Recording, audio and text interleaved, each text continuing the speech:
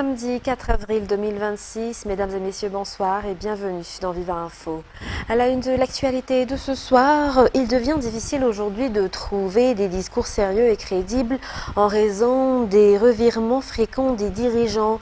Hier, ils critiquaient un fait, mais le lendemain, ils s'y rallient. Autrefois, chacun avait son point de vue et les critiques fusaient, mais une fois réunis au sein du gouvernement, ils se protègent mutuellement. Cherche-t-on à tromper la population ou bien ont-ils tout simplement perdu toute honte? Éditorial de Jean-Claude Ndjemalal. On a largement vanté ces 6 derniers mois que le régime de la réforme allait transformer, assainir et développer Madagascar en profondeur. Pourtant, les Malagasy commencent à avoir clair dans ces promesses mensongères. Auparavant, certains députés et politiciens critiquaient vivement des projets qu'ils jugeaient néfastes pour le pays. Aujourd'hui, ce sont les mêmes qui les encensent et affirment qu'ils sont finalement réalisables. Le projet Bassouliar, fortement critiqué auparavant, semble désormais accepté depuis qu'il a été rebaptisé Varamada, au point que les critiques se sont tues.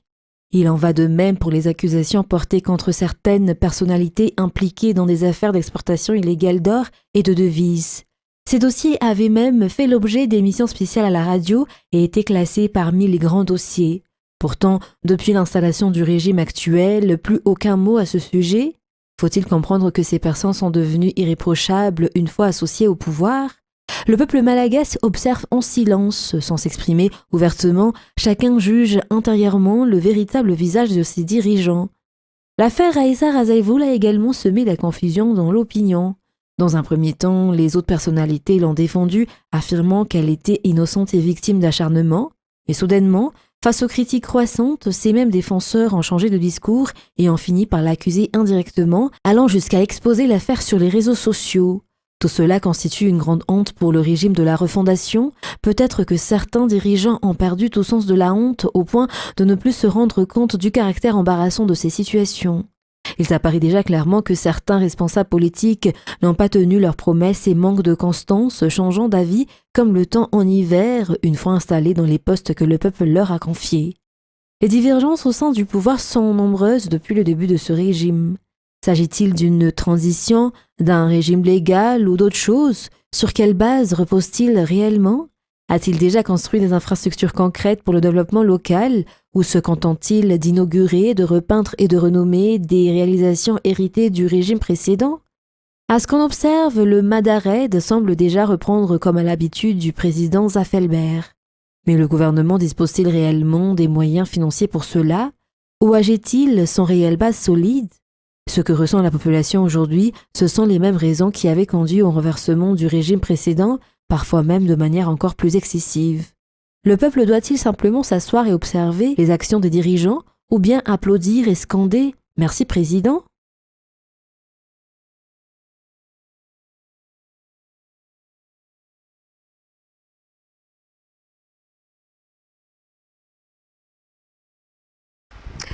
Et parlant des festivités de Pâques, la Direction générale de la sécurité routière ou DGSR appelle tous les usagers de la route à respecter le code de la route et à faire preuve de vigilance afin de prévenir les accidents de la circulation en ce week-end pascal. Selon les informations, les opérations de contrôle et de surveillance des moyens de transport en circulation ont débuté le dimanche 28 mars et se poursuivra jusqu'à mardi.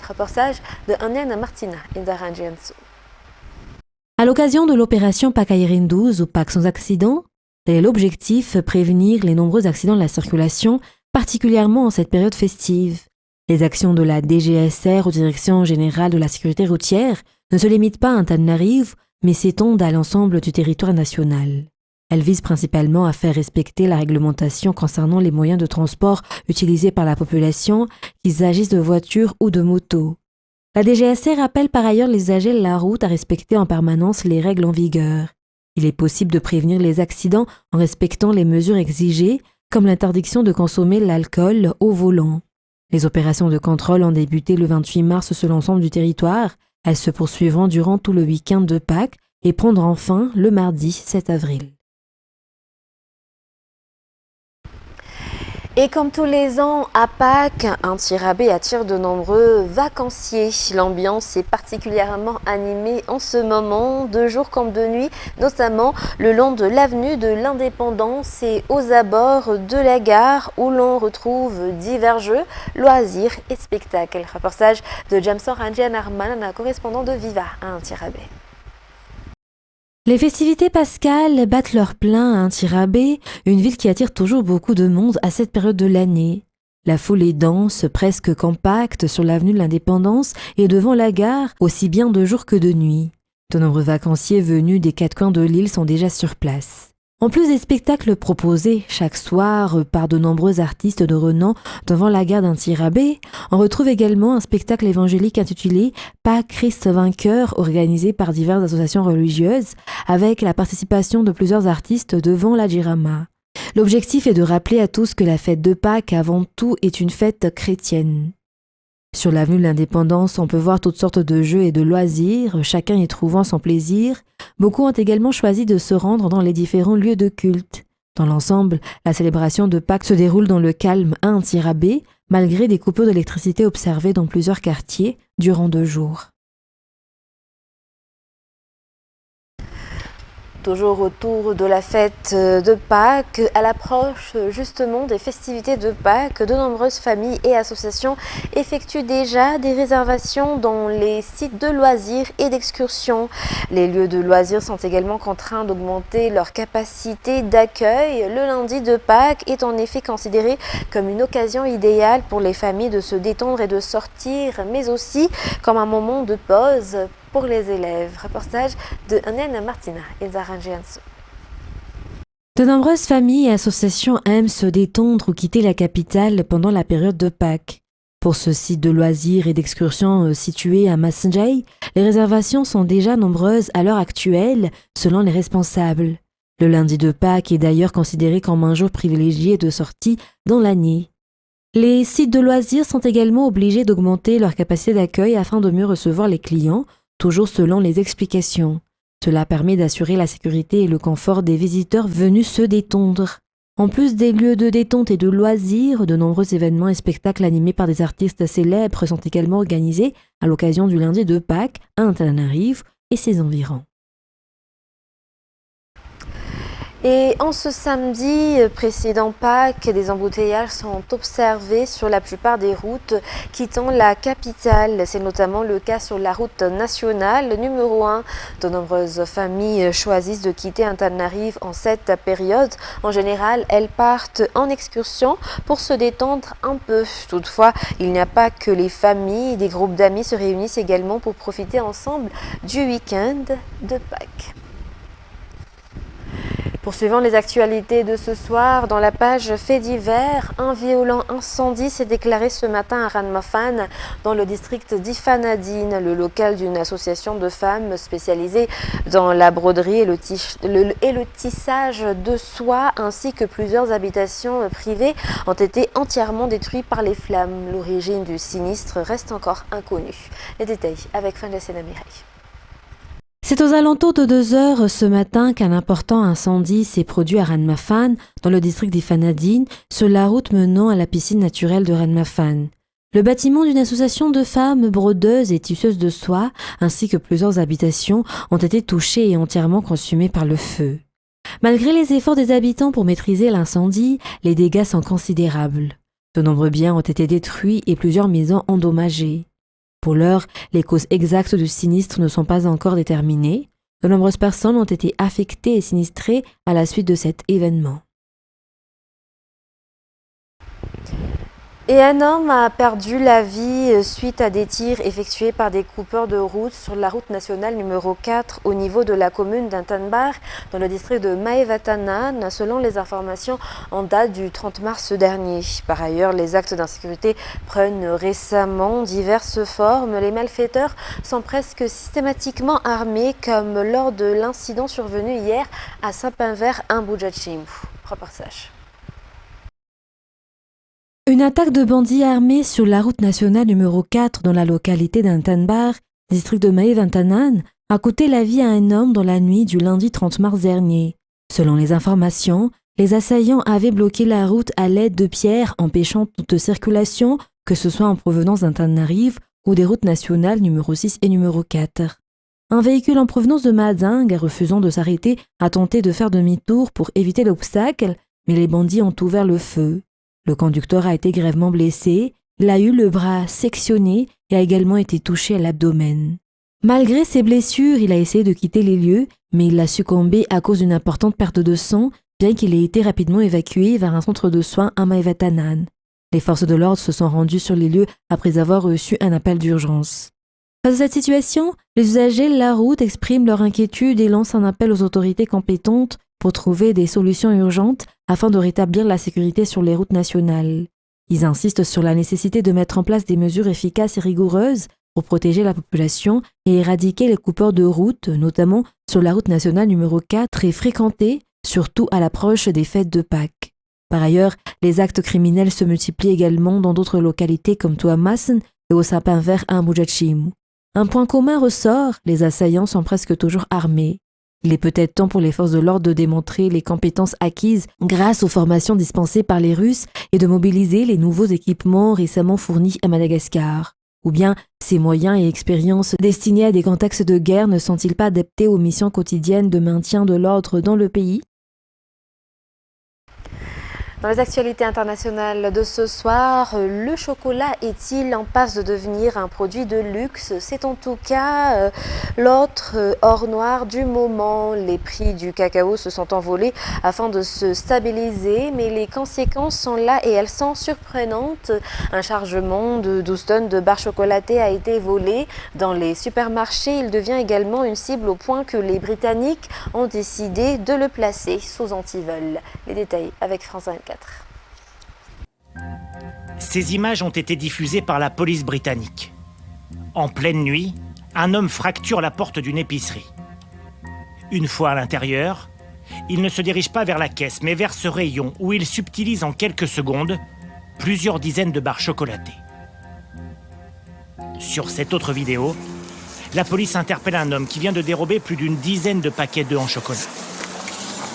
Bon sang, vous avez vraiment volé tout ça ? Ces derniers mois, les autorités britanniques disent observer une explosion des vols de chocolat à travers le royaume. Chaque semaine, le fléau coûte plusieurs centaines d'euros à ce patron d'une épicerie de la banlieue de Londres. On doit avoir 1 ou 2 vols de chocolat par jour. Pour preuve, il nous propose de jeter un œil à ces stocks de chocolat d'une marque bien connue. Pour ce modèle, on devrait avoir 10 ou 15 boîtes en stock. Mais regardez, on est à moins 135. C'est tout ce qu'on nous a volé. À entendre le patron, les 50 caméras de surveillance du magasin ne suffisent pas à empêcher les vols. Alors, il a décidé de mettre certains de ces chocolats derrière ses vitres, juste à côté des caisses. On les met derrière ces verres renforcés. C'est désolant. C'était pas comme ça il y a quelques années. Et d'autres enseignes vont encore plus loin, avec des barres chocolatées glissées dans des antivols ou des caméras postées sur les rayons. Avec un prix moyen en hausse de 20% l'an dernier, le chocolat est devenu particulièrement prisé des voleurs, et pas seulement au Royaume-Uni. En septembre dernier, la police espagnole découvre près de Barcelone 250 kilos de Ferrero Rocher volés. Et la semaine dernière en Italie, 12 tonnes de Kit Kat sont dérobées dans un camion. Souvent, les voleurs ne destinent pas leur butin à leur consommation personnelle. Selon la police britannique, une partie des chocolats volés pourrait être écoulée sur les réseaux sociaux. Ou encore, revendue à des épiciers peu scrupuleux. À Londres, ce commerçant nous confie avoir déjà été sollicité pour acheter de la marchandise volée. Ils vendent à prix cassé. Et il y a des gens qui en achètent dans la rue. Et même des commerçants. J'ai déjà vu des voleurs qui, 10 minutes après être passés ici, avaient écoulé leurs marchandises. Au Royaume-Uni, l'augmentation des vols de barres de chocolat comme celle-ci, par exemple, est très loin d'être prise à la légère. Selon la police britannique, la revente de chocolat volé pourrait même financer les activités criminelles de certains gangs. Et partant en Espagne, dans ce pays, la Semaine sainte du 28 mars au 5 avril est une institution. Des confréries religieuses organisent des processions à travers tout le pays, attirant des milliers de touristes. Dans ce milieu très masculin, les femmes tentent de s'imposer, parfois sans succès. Dans la région de Valence à Sagunto, une confrérie vient de refuser leur participation. France 24. On a essayé de faire des réunions, de trouver des accords et on s'est toujours retrouvé face à un mur. Cette année encore, la majorité de la confrérie de Sagunto a voté contre la participation des femmes lors des processions. Ma mère m'a dit « Je ne mourrai pas sans t'avoir vu défiler ». Chaque mardi saint depuis 5 ans, Veva et les autres femmes de la confrérie se mobilisent. Aujourd'hui, leur rôle se résume à vendre les tickets de loterie ou encore nettoyer les habits des hommes. Hier, par exemple, je suis rentrée du travail et j'ai aidé mon fils à s'habiller pour la procession. Et puis je suis rentrée chez moi, car je n'avais même pas envie de voir. Je me suis sentie exclue. Si c'est pour le voir de l'extérieur, je peux le regarder sur Instagram. Pourquoi je m'embêterais? Parmi les manifestants, des hommes membres de la confrérie, comme Albert. Il a voté pour la participation des femmes. Le changement doit venir de l'intérieur. Je suis là pour soutenir les femmes qui veulent marcher avec nous. Ici, on veut tous que les femmes et les hommes soient sur le même pied d'égalité. Un changement de l'intérieur qui va prendre du temps. Les statuts de la confrérie de Sagunto datent de 500 ans. Ses membres disent vouloir faire perdurer la tradition. À quelques kilomètres de là, nous les retrouvons en pleine procession dans les rues de Valence. On ne sait pas comment on pourrait intégrer les femmes. Il n'y a pas de projet clair, rien n'a bien été défini. Donc face au doute, on a préféré voter non. Mais c'est un non avec beaucoup de nuances. On va arrêter là. Le sujet semble déranger au sein même de l'organisation. L'État espagnol s'est emparé de la polémique. Le titre de fête d'intérêt touristique national pourrait être retiré à la confrérie. La justice doit se prononcer la semaine prochaine. Pour terminer ce journal, toujours à l'international, face à un pub anglais, des joueurs s'affrontent pour la gloire sur un rond de sable lors des championnats britanniques et mondiaux de billes à Crawley dans le West Sussex au Royaume-Uni. Cette année, une équipe britannique a battu de justesse ses homologues allemands lors de la finale par équipe. Reportage signé France 24. Un temps couvert, un pub et quelques bières, il fallait une ambiance typiquement britannique pour un jeu qui l'est tout autant. Le pub Greyhound de Tinsley Green dans le West Sussex accueillait comme chaque année, le jour du vendredi saint, le championnat du monde de billes. Ce tournoi, loufoque au premier abord, est une variante d'un jeu apparu dans la région en 1588. Une tradition perpétuée avec soin. On a grandi en jouant avec nos parents au pub. Et on s'est pris de passion pour ce jeu. C'est un vrai virus. Une fois qu'on commence à y jouer, on y joue toute sa vie. Les règles, les voici. 49 billes sont regroupées sur un anneau de béton couvert de sable. À tour de rôle, 2 équipes de 6 joueurs doivent projeter du bout de leurs doigts une grande bille de tir pour expulser les billes adverses du cercle. La première équipe à faire sortir les 25 billes de l'adversaire l'emporte. Une compétition féroce et internationale. C'est la 23e fois que je viens. Nous venons d'Allemagne, plus précisément de Neukirchen, et nous nous rendons chaque année à Tinsley Green le vendredi saint pour prendre part à cette vieille tradition anglaise qui consiste à jouer aux billes au Greyhound Pub de Tinsley Green. Une bataille épique cette année, au bout d'une finale tendue, l'équipe britannique l'emporte sur celle d'Allemagne, score final 25-23 et un trophée de champion du monde conquis à la force des doigts. Fin de ce journal, mesdames et messieurs, nous vous remercions de votre fidélité. Très bonne soirée à tous et je vous souhaite également un bon week-end pascal. Au revoir.